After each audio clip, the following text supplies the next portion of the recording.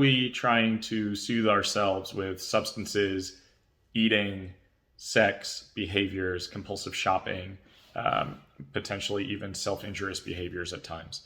A lot of the time, we are trying really hard to regulate ourselves, ground ourselves, help stim in some ways. But in a lot of ways, too, it's about trying really hard to not feel how you're feeling inside your body. And dissociation, right? Almost as if you are outside of your body looking in.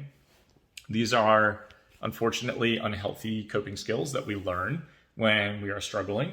Autistic people struggle with all of those things. Neurodiverse people in general struggle with all of those things because, again, it's like we're in a society where we don't fit in. We don't feel like we belong. We might feel lonely. We probably have experienced significant trauma history. And ultimately, at the end of the day, we reach for something that helps us feel better in the moment or makes us feel more connected in the moment, but doesn't serve us long term.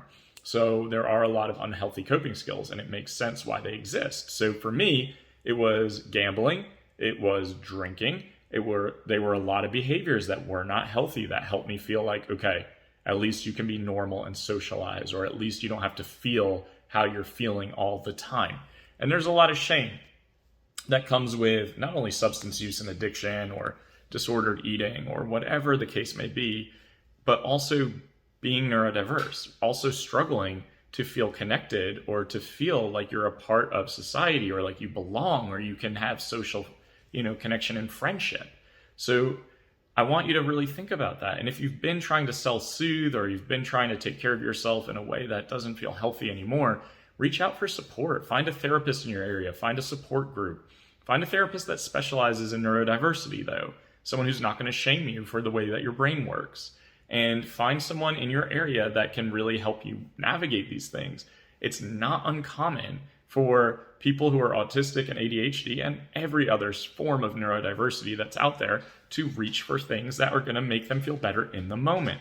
Because there's so much time just feeling tortured and feeling just disconnected and lonely and isolated and in pain. So it makes sense. But there are ways to navigate this without reaching for something that is really self-destructive. If this feels like you, put your name in the comments, save the video to come back to, but definitely try to find some support.